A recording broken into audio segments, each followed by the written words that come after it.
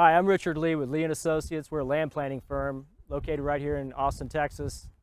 And we work on sites all around the United States, but it's always nice to be right back here in the Texas Hill Country working on another great project. Our role here is to gather good information about the site's natural characteristics and then combine that with environmentally conscious planning tools. Our goal is to create a project that has low impact on both the ecosystem and the community. We've condensed about 7 months of land planning into this 7-minute video, but I hope it gives you a glimpse into the methods that we use to create this land plan. This 20-acre site that we have been asked to work on is known as Canyonside at Falconhead West. It's located here on the western edge of Bee Cave along Highway 71 at the main entry to Falconhead West. We begin each project with a series of site visits, and as you can see here, there are plenty of spectacular site features. In addition to over 966 trees, there are these tremendous views to the north. And there's a canyon directly behind the property which has over 100 acres of natural area and is home to the Bee Cave Primitive Trail System. In addition to natural features, there are a series of governing documents that help us with the direction in our land planning. This tract is subject to a development agreement between Bee Cave and the original Falconhead developer, together with Bee Cave's Code of Ordinances and the 2009 Comprehensive Plan. The most unique feature we see on this site are these trees. This part of the hill country sits on geology known as the Glen Rose Formation. It's characterized by the hard limestone layers and shallow soils. It typically supports these native grasses and these juniper trees. But it appears the original ranchers may have culled the juniper trees from the site, leaving a healthy population of hardwoods, some of which exceed 40 inches in diameter. We've surveyed and showed all of these on our drawing, which will be one of the most important tools for our development plan. This is the corner of the tract at Highway 71. Because of the highway frontage, this site has a mixed-use zoning classification, which allows for both residential and commercial uses. This exhibit to the development agreement indicates the list of commercial uses which have been allowed or disallowed for the property. There's an obvious area closest to the main intersection which is clearly appropriate for commercial use. But these uses involve modules that are considerably larger than a residential use.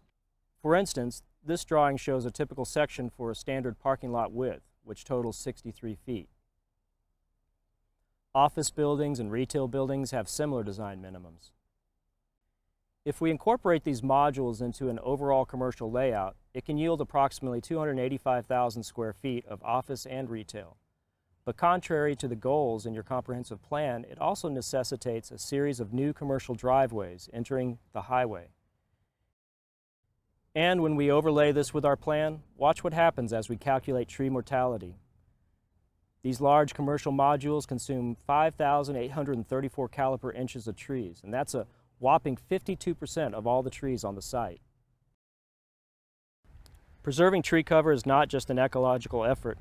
The leaf density of these trees is one of the best known mechanisms for buffering sound. I'm standing here in the middle of the site, adjacent to Highway 71, and I'm sure you can hear the ambient noise from the traffic. So I'm here on the site. It's the same day at the same time, but I've moved to an area that's behind these tree clusters. This is a remarkable sound difference here on the site, but this buffering just isn't here. It transfers to the adjoining residential areas as well. We gain considerably more design flexibility by using smaller detached residential modules. This residential design process begins with street layout, and the tree locations become our guide. This drawing comprises the entire street system for the project, including parking areas for the commercial component. When we overlay our trees and then do a mortality calculation, it only affects about 10% of the trees on the site.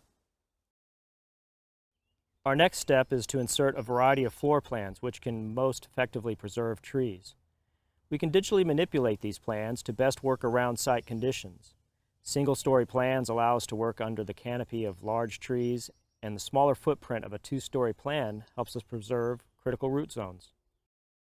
This is the fully planned result for both the residential and the commercial portion. When we overlay the tree survey information, we can immediately translate to tree mortality. The fully developed tree mortality for this entire plan preserves almost 80% of the trees on the site. Compare the effects of this plan to the larger commercial modules in our preliminary analysis, which had a preservation rate of only 48%. I hope this opened up a brief window into the design philosophy of Lee and Associates. The concept of a low-impact design, especially on great hill country sites like these, is a reality. I hope you like the work we did on the Canyonside project. Thank you.